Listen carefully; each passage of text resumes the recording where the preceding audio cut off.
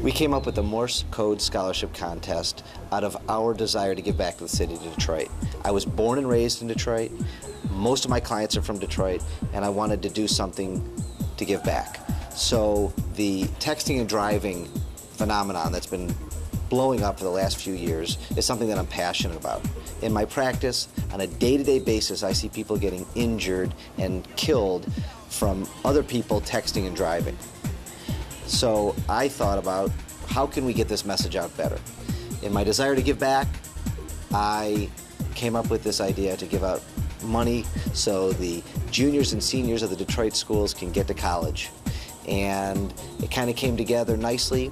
I'm also a believer that peer-to-peer education is better than a teacher or me standing up and saying don't text and drive. So the idea is that the students are going to come up with something really crazy and really creative to teach their peers why they shouldn't be texting and driving, why they shouldn't be distracted while driving. Distracted driving encompasses all types of things. It can be from simply eating in your car, it can be putting on makeup, it can be searching for something in your purse, as well as texting and driving, as well as having too many people in the car. Statistics show that with each additional person in the car, we're talking about teenagers right now, the 16 to 24 group, each additional person increases the likelihood of a car crash by 25%. So you don't want your kids in packed cars driving around. That's just a very dangerous thing. 1, 2 people is as much as they recommend. We are seeing a huge increase in distracted driving from our own clients who are hurting themselves or from other people who are hurting our clients. And the increase in Detroit is growing at a huge rate.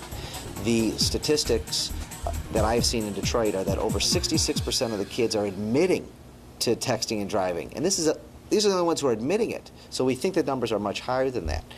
They also say that texting and driving is as bad as drinking and driving. So just texting and driving is as bad as being 0.08 on your blood alcohol level, which is a scary, scary finding. One of the solutions, I think, is, first of all, parent involvement. I think the parents have to be telling their kids, no texting and driving. One of my daughters just got a cell phone. We don't allow her to text at all, not even just in the car, at all. So we are trying to take a heavy hand on that. Of course, teachers and counselors in the community must start talking about this on a day-to-day basis. We think that programs that we're trying to put on here, PSA announcements and other media messages from one student to another student to show the deadly and devastating effects, I'm hoping that that'll stop some students from texting and driving. There's also new technology coming out that parents can be aware about and kids can be aware about, putting devices in vehicles that won't allow the text transmissions to go through while the car is activated.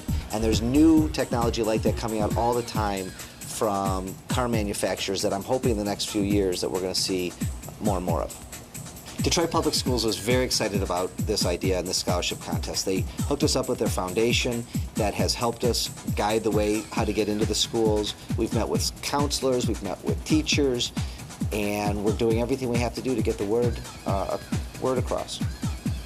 Sinai Grace Hospital and State Farm Insurance Company are helping us and joining us today and on other days with their driving simulator that's behind me.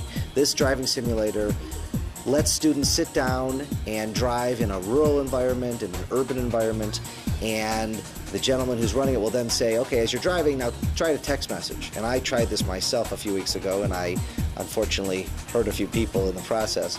But it's a very neat simulator that'll really give you the idea of how distracting it can be. And you never know when somebody's going to pull out in front of you. You never know when a car is going to stop. And it really shows the dangers of texting and driving. In order for the kids to enter, they have to be juniors or seniors in the Detroit Public School. Grade point average is not important in this contest. They have to come up with a video. It could be a music video, it could be a regular video, it could be a song, it could be an essay, it could be a poster, it could be a story. And they have to submit it to the website, the Morse Code Contest website, www.morsecodecontest.com website, and they can also get other information from the website. And they have to submit their piece before January 31st, 2012, and we'll be announcing the winners in April 2012. The message in this scholarship contest is the most important. We want something that we can play on TV, show to viewers on TV, something that people can hear on the radio, anything that will get the message across. We are giving away 10 $2,000 scholarships and one $5,000 scholarship for the grand prize winner. Students are encouraged to be creative in this process, to use things like cell phones, to use things like flip cameras. They can go borrow cameras or camcorders from friends, family, neighbors, whoever they can. So they are encouraged to do anything they can to get the message across. It doesn't matter if they do a PSA type commercial video, or they do a song, or they do a poster. They're all going to be judged the same. And we're looking for a very impactful message. We're looking for messages that other students are going to hopefully change their behavior by.